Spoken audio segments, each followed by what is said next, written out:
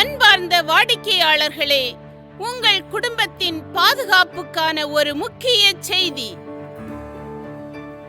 பேரன்புமிக்க அன்பு பெரியோர்களே, தாய்மார்களே, வாடிக்கையாளர்களே, இதோ உங்களுக்காக ஸ்டார் ஹெல்த் இன்சூரன்ஸ் வழங்கும் ஸ்டார் ஃப்ளெக்ஸி மருத்துவ காப்பீட்டை வாடிக்கையாளர்கள் நலன் கருதி அறிமுகம் செய்து இருக்கிறோம். எதற்காக ஒரு குடும்பம் மருத்துவ காப்பீடு, விபத்து காப்பீடு எடுத்துக்கொள்ள வேண்டும்? உங்கள் குடும்பத்துக்கு எதிர்பாராத சூழ்நிலையில் மருத்துவ செலவுகள் வந்தால் யார் உதவி செய்வார்கள்? யார் காப்பாற்றுவார்கள்? எந்த மனிதர்களும் உதவி செய்ய முன்வர மாட்டார்கள். நீங்களே உங்களை பாதுகாத்து கொள்ள வேண்டும். மனிதர்களின் வாழ்வில் நோய், விபத்து, திடீர் மரணம் எப்போது வரும் என்று யாருக்கும் தெரியாது. இவையெல்லாம் ஒரு குடும்பத்தையே பாதிக்கக்கூடும். இவைகள் சம்பவிக்கும் போது அந்த நேரத்தில் நீங்கள் என்ன செய்வீர்கள்? எந்த நோய்களும் விபத்துகளும் நான் வருவேன் என்று சொல்லிவிட்டு வருவதில்லை. இவைகளெல்லாம் எப்போது சம்பவிக்கும் என்று யாருக்கும் தெரியாது. சுவர் இருந்தால்தான் சித்திரம் வரைய முடியும் என்ற பழமொழிக்கு ஏற்ப நாம் ஆரோக்கியமாக இருந்தால் மட்டுமே சம்பாதிக்க முடியும். இந்தியாவில் 80% மக்கள் உடல் முழுவதும் பல நோய்களை வைத்துக்கொண்டு வெளியில் சொல்ல முடியாதபடி மருத்துவம் பார்ப்பதற்கு வசதி இல்லாமலும் பணம் இல்லாமலும் பல துயரங்களை சந்திக்கிறார்கள்.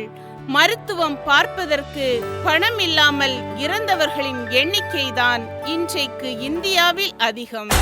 மருத்துவ காப்பீடு ஏன் அவசியம் தேவை?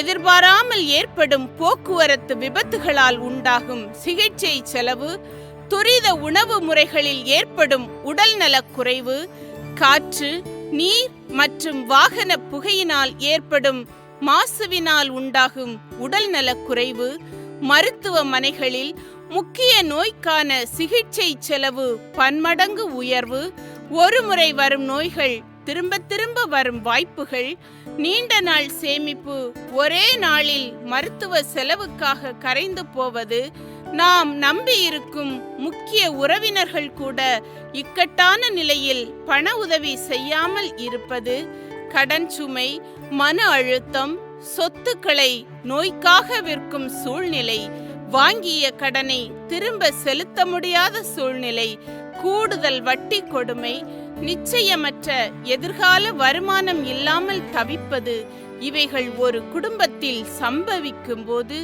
அவசர காலத்தில் மருத்துவ செலவிற்கு என்ன செய்வீர்கள்? நகை அடமானம் வைப்பீர்களா? அல்லது பிக்ஸட் டெபாசிட் உடைப்பீர்களா? நண்பர்கள் மற்றும் உறவினரிடத்தில் போய் கடன் வாங்குவீர்களா? சிகிச்சை மற்றும் மருத்துவத்தின் தரத்தை குறைத்துக் கொள்வீர்களா?